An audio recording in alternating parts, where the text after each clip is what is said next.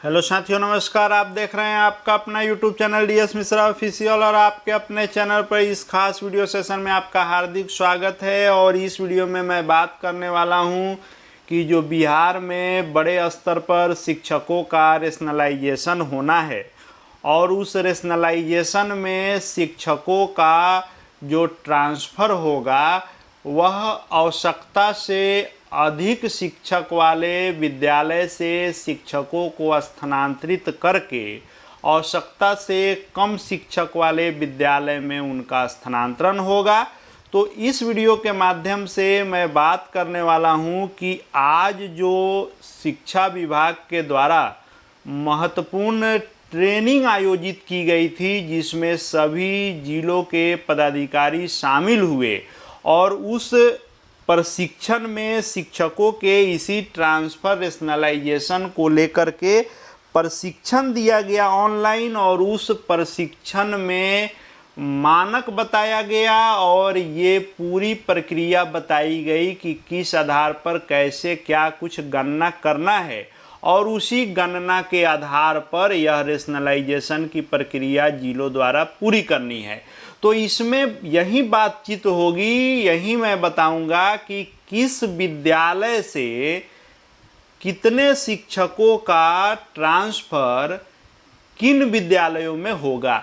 यानी बिहार के विद्यालयों में चाहे 1 to 5 के विद्यालय हों या 1 to 8 के विद्यालय हों या फिर 9-10 हो या 11-12 हो, इसमें किन विद्यालयों से कितने शिक्षकों को बाहर किया जाएगा और किन विद्यालय में कितने शिक्षकों को लाया जाएगा, उसी की विस्तृत जानकारी इस वीडियो में आपको मिलेगी। तो वीडियो खास होगा, अंत तक मेरे साथ बने रहेंगे। और यदि चैनल से अब तक नहीं जुड़े होंगे तो इस चैनल को सब्सक्राइब करके बेल आइकन को प्रेस कर लेंगे, आगे भी हर महत्वपूर्ण जानकारी आप तक पहुंचती रहेगी। तो आइए पहले हम लोग कक्षा 1 to 5 यानी जो प्राथमिक स्कूल हैं उन प्राथमिक स्कूलों में हम लोग बात करते हैं कि किन स्कूलों से कितने शिक्षक बाहर किए जाएंगे और किन विद्यालयों में कितने शिक्षकों को लाया जाएगा। तो यदि कक्षा 1 से 5 तक का आपका विद्यालय है यानी प्राथमिक स्कूल है और उसमें कुल नामांकन 1 से लेकर के 60 तक है, यानी मिनिमम 1 और मैक्सिमम 60 बच्चे नामांकित हैं आपके विद्यालय में, तो यहाँ 2 शिक्षक रहेंगे और अतिरिक्त में 1 प्रधान शिक्षक रहेंगे। वो जो बातें कही जा रही थी कि 150 से कम बच्चे रहेंगे तो उसमें प्रधान शिक्षक नहीं रहेंगे, नियमावली जो कहा जा रहा था उस दिन भी मैंने कहा था कि प्रधान शिक्षकों की गणना शिक्षक में नहीं की जाएगी, इनकी गणना अलग की जाएगी। तो आज के प्रशिक्षण में भी प्रधान शिक्षक का जो है अलग दर्शाया गया है, उनकी गणना अलग की गई है छात्र शिक्षक अनुपात से अलग।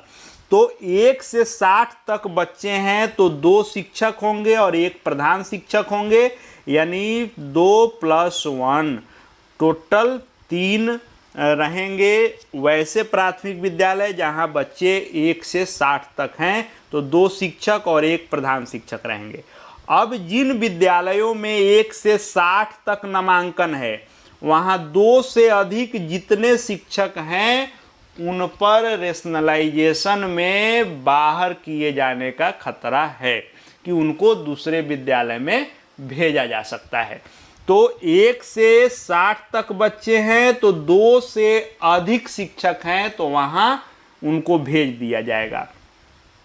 अब किनके विद्यालय में लाया जाएगा, तो 1 से 60 तक बच्चे हैं और 2 से कम शिक्षक हैं वहां शिक्षकों को लाया जाएगा। तो इसका यही बेसिक कॉन्सेप्ट है कि जो भी ये मानक तय किए गए हैं इस मानक से जितने शिक्षक अधिक हैं उनको उस विद्यालय से बाहर किया जाएगा और जहां उस मानक से जितने शिक्षक कम हैं वहां उनको लाया जाएगा। प्रधान शिक्षक सब में एक स्वीकृत बल है और एक लोग रहेंगे, इनकी गणना शिक्षक के रूप में नहीं की जाएगी। जो छात्र शिक्षक अनुपात 30/1 है वह शिक्षकों के लिए काउंट किया जाएगा, प्रधान शिक्षक अतिरिक्त में रहेंगे। वैसे ही अगर आपके विद्यालय में 61 से लेकर के 90 बच्चे नामांकित हैं तो 3 शिक्षक उसमें रहेंगे और 1 प्रधान शिक्षक रहेंगे, टोटल 4 रहेंगे। तो यदि आपके विद्यालय में बच्चों की संख्या 61 से 90 है और 3 से अधिक शिक्षक हैं तो वे शिक्षक रेशनलाइजेशन में बाहर होंगे, और यदि 61 से 90 नामांकन है और 3 से कम जितने शिक्षक हैं उतने शिक्षक आपके यहाँ लाए जाएंगे। फिर आगे संख्या पर बात करें तो 91 से 120 है बच्चों की संख्या, तो 4 शिक्षक और 1 प्रधान शिक्षक, कुल 5 होंगे। तो यदि 91 से 120 नामांकन है तो 4 शिक्षक से जो अधिक हैं वो वे बाहर जाएंगे, 4 शिक्षक से कम है तो उतने शिक्षक आपके यहाँ लाए जाएंगे। तो ये फार्मूला अपनाया जाएगा इस रेशनलाइजेशन में। वैसे ही अगर 121 से 150 नामांकन है तो 5 शिक्षक और 1 प्रधान शिक्षक, टोटल 6 लोग रहेंगे। 5 से अधिक हैं वे बाहर जाएंगे, 5 से जहाँ कम है वहाँ लाए जाएंगे। अब बात आती है आगे की संख्या, तो वैसे ही आप इसको आगे गणना करते जाएं। प्रत्येक 30 बच्चों पर 1 शिक्षक रखे जाएंगे। तो आप अपने यहाँ वही फार्मूला देखें कि आपके यहाँ संख्या कितनी है। जैसे आपके यहाँ संख्या 150 से ऊपर है यानी 151 से 200 तक है तो 5 शिक्षक होंगे और 1 प्रधान शिक्षक होंगे, टोटल 6 लोग होंगे। तो 30 पर 1 है और इस 30 वाले गणना में 1 भी अधिक हो जाएंगे। जैसे 120 तक हैं तो 4 होंगे, लेकिन 121 हो गए तो 5 स्वीकृत बल हो जाएगा। तो आपसे यदि आंकड़ा मांगा जाएगा हेड टीचर हेड मास्टर से तो इसी आधार पर आपको देना है। लेकिन 520 तक जो गणना होगी वह 30 पर 1 होगी और 13 शिक्षक, 1 प्रधान शिक्षक, 14 होंगे। लेकिन यदि 521 या उससे अधिक बच्चे हो गए तब ये 30:1 नहीं 40 पर 1 उसके आगे वाले पर लागू होगा। यानी 520 तक तो 13 ही होंगे, लेकिन 521 से यह संख्या बढ़ेगी तो प्रत्येक 40 पर अगले संख्याओं के लिए 1 शिक्षक रखे जाएंगे। तो प्राथमिक विद्यालयों में ये ही फार्मूला लागू होगा। तो 30:1 से जो अधिक शिक्षक आपके यहाँ हैं वे रेशनलाइजेशन में बाहर हो सकते हैं और 30:1 में आपके यहाँ जितने शिक्षक कम हैं उतने शिक्षक आपके यहाँ आएंगे। अब आइए हम लोग बात करते हैं मध्य विद्यालय के। तो मध्य विद्यालय जो 1 से 8 तक के विद्यालय हैं, तो इस 1 से 8 तक के विद्यालय के लिए मिडिल स्कूल में भी 1 से 5 तक यही फार्मूला रहेगा जो प्राथमिक के लिए है, वहीं मिडिल के लिए भी 1 से 5 के लिए रहेगा। यानी प्रत्येक 30 बच्चों पर 1 रहेंगे। वहीं 1 से 60 है तो 2 शिक्षक, 61 से 90 हैं तो 3, 91 से 120 हैं तो 4। यही फार्मूला 1 से 5 के लिए रहेगा मिडिल स्कूल में। और जो 6 से 8 के लिए है उसके लिए 6 से 8 के लिए जो मानक बनाया गया है, जो प्रशिक्षण में बताया गया है, उसके अनुसार यदि 6 से 8 में बच्चों का नामांकन 1 से 105 तक है तो कुल 3 शिक्षक रहेंगे। यानी यहाँ जो फार्मूला है वह 35 बच्चों पर 1 शिक्षक वाला यहाँ पर अनुपात लागू होगा। प्राथमिक में 30 पर 1 है और मध्य 6 to 8 में 35 पर 1 है। तो यदि 1 से 105 तक बच्चे नामांकित हैं 6 to 8 में तो 3 शिक्षक होंगे। 3 शिक्षक किस किस विषय के होंगे? तो गणित विज्ञान के 1 होंगे, सामाजिक विज्ञान के 1 होंगे और हिंदी के 1 होंगे। 1 से 105 तक नामांकन है तो अंग्रेजी, उर्दू, संस्कृत के नहीं रहेंगे। अब यदि 106 से 140 बच्चे नामांकित हैं 6 to 8 के लिए तो यहाँ भी वही फार्मूला 35 पर 1 होगा। 4 शिक्षक रहेंगे जिसमें गणित विज्ञान के 1 रहेंगे, सामाजिक विज्ञान के 1, हिंदी के 1 शिक्षक जो बढ़ेंगे वे अंग्रेजी के रखे जाएंगे। वैसे ही आगे आप देखेंगे तो 141 से 175 के लिए 5 शिक्षक हो जाएंगे और इसमें गणित विज्ञान, सामाजिक विज्ञान, हिंदी, अंग्रेजी तो रहेंगे ही, इसमें उर्दू के 1 बढ़ा दिए जाएंगे। वैसे ही 176 से 245 बच्चे रहेंगे तो यहाँ एक संस्कृत का बढ़ा करके 6 कर दिया जाएगा। अब सभी विषय यहाँ तक हो गए। अब इससे अधिक नामांकन है, 246 से 350 है, तो गणित विज्ञान का 2 कर दिया जाएगा, बाकी का 1-1 करके टोटल 7 रखे जाएंगे। और 351 से 455 है तो गणित विज्ञान के 2, सामाजिक विज्ञान के 1, बाकी सब 1-1 रहेंगे। 456 से 560 है तो गणित विज्ञान, सामाजिक विज्ञान और हिंदी 2-2, बाकी सब 1 हो जाएंगे। वैसे ही ये संख्या बढ़ती जाएगी और 35 पर 1 होंगे और विषय वाइज ये बढ़ाया जाएगा। अब इसमें किस विद्यालय से कौन से शिक्षक बाहर होंगे और किस विद्यालय में कौन से शिक्षक आएंगे वो समझ लीजिए। तो यदि 1 से 105 तक एडमिशन है 6 to 8 में, तो आपके यहाँ यदि गणित विज्ञान के 2 शिक्षक होंगे तो 1 रहेंगे, 1 चले जाएंगे, एक ही रखे जाने हैं। यदि सामाजिक विज्ञान के 2 होंगे तो 1 चले जाएंगे, 1 ही रहेंगे। हिंदी के 2 होंगे तो 1 रहेंगे, 1 चले जाएंगे। यदि आपके यहाँ नामांकन 1 से 105 तक ही है 6 to 8 में और अंग्रेजी, उर्दू, संस्कृत के शिक्षक हैं तो वे दूसरे विद्यालय में चले जाएंगे जहाँ संख्या अधिक है और अंग्रेजी, उर्दू, संस्कृत के शिक्षक नहीं हैं, वहाँ उनका ट्रांसफ़र कर दिया जाएगा। तो यही ये मानक लागू होगा 6 to 8 के विद्यालय के लिए।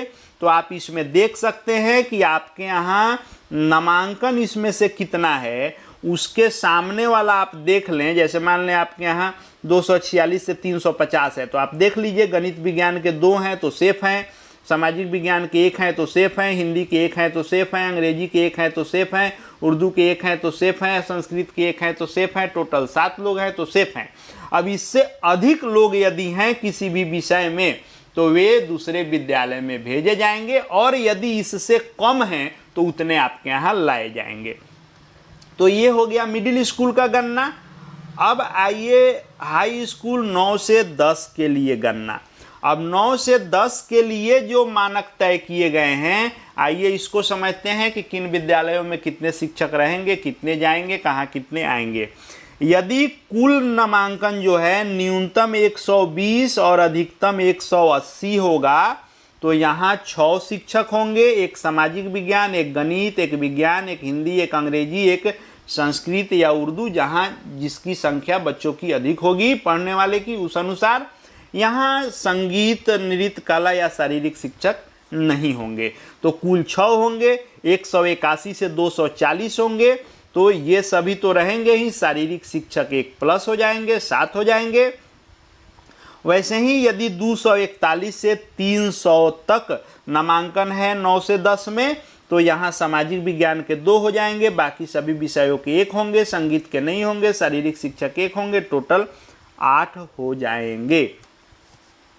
तो यहाँ जो फॉर्मूला होगा कि कौन इसमें बाहर होंगे और कौन अंदर होंगे यानी आएंगे, तो ये फॉर्मूला है कि आप यहाँ अपना विद्यालय का संख्या देख लें छात्रों का और उसके सामने जो विषय वाइज हैं उसको देख लें।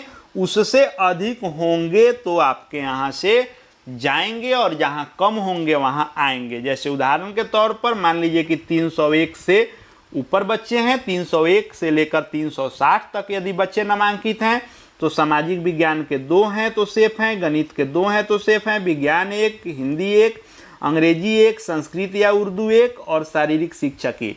इतने ही लोग रहेंगे, टोटल 9 लोग। इससे अधिक होंगे वे लोग जाएंगे और इससे कम होंगे वहाँ इन विषयों के शिक्षक लाए जाएंगे। यही फार्मूला लागू होगा 9-10 के लिए हाई स्कूलों में। अब संस्कृत उर्दू में क्या है कि भाषा की आवश्यकता यानी छात्र के नामांकन के अनुसार यदि मान लीजिए उर्दू पढ़ने वालों की संख्या अधिक है तो इसमें जहां उर्दू की संख्या अधिक होगी उर्दू के शिक्षक बहाल होंगे, जहां संस्कृत पढ़ने वाले की संख्या अधिक होगी वहां संस्कृत के शिक्षक बहाल होंगे। दोनों एक ही जगह नहीं रहेंगे। जहां संस्कृत की संख्या अधिक है तो संस्कृत या उर्दू की अधिक है उर्दू, कोई एक ही इसमें रखे जाएंगे। तो ये ही इसमें जो है लागू होगा और पद की आवश्यकता के अनुसार संगीत, नृत्य, ललित कला में भी रखे जाएंगे। अब देख लीजिए 11-12 जो +2 का मानक तय किया गया है 11-12 के लिए, वो मानक ये आपके सामने है कि प्रति संकाय यानी 40 से 60 के बीच में प्रति संकाय यानी साइंस, आर्ट्स, कॉमर्स संकाय हुआ, इसमें प्रत्येक संकाय में 40 से 60 यदि नामांकन है और कुल नामांकन यानी सभी संकाय मिला करके 1 से 360 तक है। हो सकता है किसी विद्यालय में 2 ही संकाय के बच्चे हों तो भी यदि 1 से 360 तक के बच्चे हैं तो वहाँ जो बहाली होगी वो वहाँ जो शिक्षकों को रखे जाएंगे वह इस प्रकार, विज्ञान संकाय की पढ़ाई अगर हो रही है तो वहाँ विज्ञान के लिए गणित का 1, रसायन के 1, भौतिक के 1, प्राणी या वनस्पति विज्ञान के 1, कंप्यूटर के 1, कला संकाय में इतिहास 1, भूगोल 1, राजनीति विज्ञान 1 कोई ऐच्छिक विषय, वाणिज्य संकाय का है तो लेखांकन 1, व्यवसाय अध्ययन 1, भाषा में हिंदी 1, अंग्रेजी 1, संस्कृत या उर्दू में से जहाँ जो आवश्यकता होगी 1, संगीत 1, कुल 15 शिक्षक होंगे। तो यहाँ भी आप इसी को देख सकते हैं, ये जो चार्ट दिया गया है इसमें आपके यहाँ प्रत्येक संकाय के लिए क्या निर्धारित है नामांकन, कितना नामांकन हुआ है और कुल नामांकन तीनों संकाय मिलाकर कितना है, उसके सामने का ये आप गणना देख लीजिए। इससे अधिक जो भी होंगे वह बाहर जाएंगे और जहाँ इससे कम होंगे वहाँ लाए जाएंगे।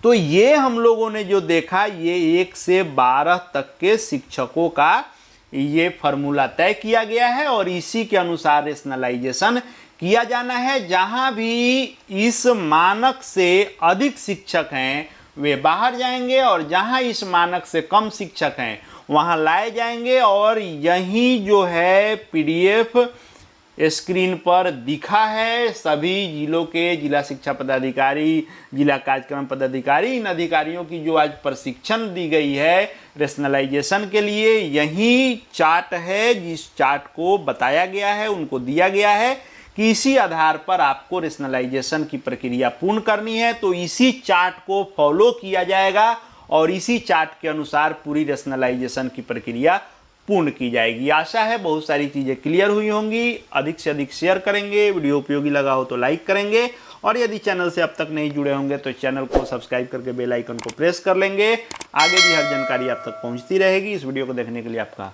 बहुत बहुत धन्यवाद।